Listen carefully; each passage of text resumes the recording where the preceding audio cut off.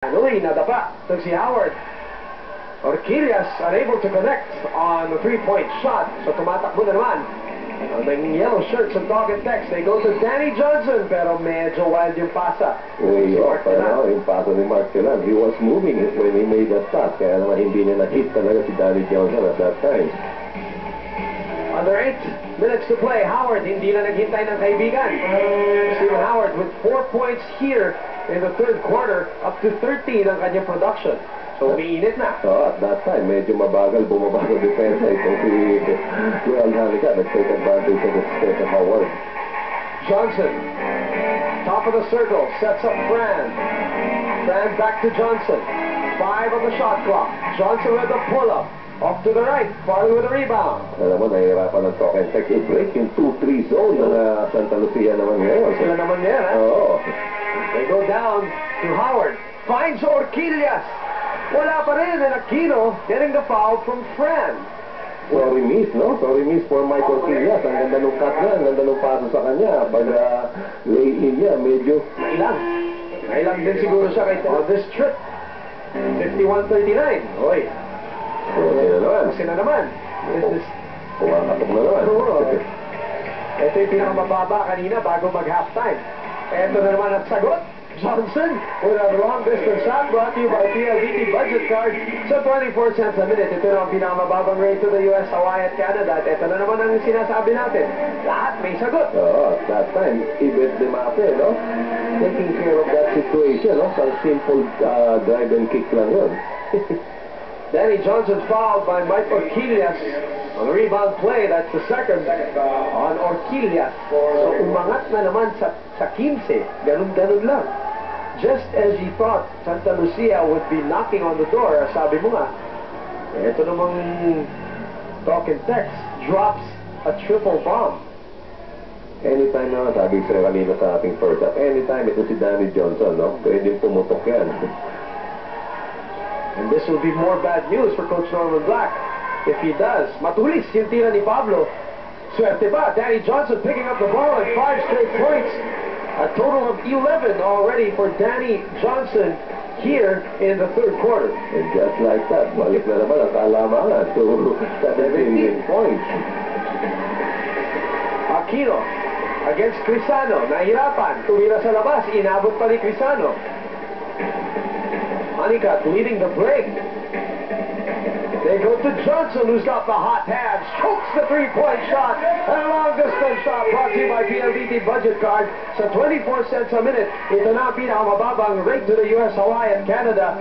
That is 8 straight points for Danny Johnson, nicknamed Boogs. Oo, si Boogs Johnson, no? Kanina, doon sila ang kalamangan. Itong Danny Johnson, biglang 8 sunod-sunod na puntos. 20 na naman ang kalamangan itong Talk and Text. Hanica naman, nainggit. Nainggit, ha? But he's had that shot. Sa kanina, mga dalawang ganyan. Magkadikit pa. Rafael Casantos.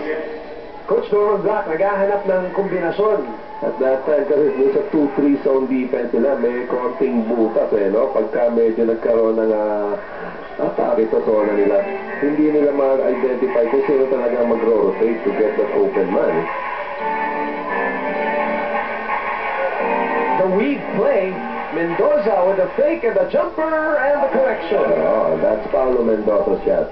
Isang dribble, especially with his left-handed dribble niya, biglang pull up. Tagal na niyang ginagawa nun. UP pa, PPL pa. Dito rin, sa bahay ng superstars, Danny Johnson. You don't want to foul him from there. And that's a good foul given up by Paulo Mendoza dahil nasa 3-point area itong si Danny Johnson. Ito, yung isang magandang ball movement. Walang nag-rotate to the open wide Johnson. Slow-mo replay brought to you by PLDT Tennis Sulit at direct line sa Pag-Asenso. Naalala ko, magkatabi tayo sa Araneta Coliseum, Coach, noong opening day ng PBA. Pinag-usapan natin to pagka, you guys were off the air. And you mentioned how this, parang naglalaro siya, parang mala Mike Bibby. Oo, parang Mike Bibby talaga. Simpleng-simple. Simpleng-simple lang. And alam mo, pag kung tao-tao ang depensa ng kalaban against Danny Johnson, medyo mahirapan mag-match up kasi mag-breakdown. Sabi nga ni Coach Frankie, could play the 1 up to the 3 spot. Misses on the third free throw, disgusted as he missed that one. Nonetheless, the lead is 20, and Johnson also stepping up on deep. Sila yung nakaposisyon. Oo. Rizano and Honeycutt got the offensive rebounding position over Howard and Rodriguez. Matagal na tahimik ito si Howard. Howard using the baseline, nakatakas, natapikan ni Bendemape. Ang daming kamay doon.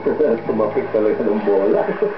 Ay nako, iniwan nila si Honeycutt. Buti na lang, ginapos Gerard Honeycutt, and Omansi ending up with a rebound. It's still a 20-point bubble for the Talk and Text phone fouls. Oy, that's a traveling infraction on Willie Farley, who thought he was fouled. Oo, kaya niya in-stop yung ano. Mahirap yan, hanggang hindi ka nakakarinig sa dito, talaga kailangan tuloy-tuloy yung motion mo. Ito, yung kanyang hop, yun akala niya may foul. Feeling niya doon sa pagkatapik ni Bendemape, may foul na, pero wala pang pito ang mga referee. Suminto na siya. Natawagan tuloy siya ng traveling. Mahirap yan, ano? When you're playing organized ball, you really cannot anticipate the ball, ano? Correct. Kailangan, kung marinig mo yung tawag, tsaka ka lang titigil, pero ganyan. Ito, yung familiar, time out na nagsakin.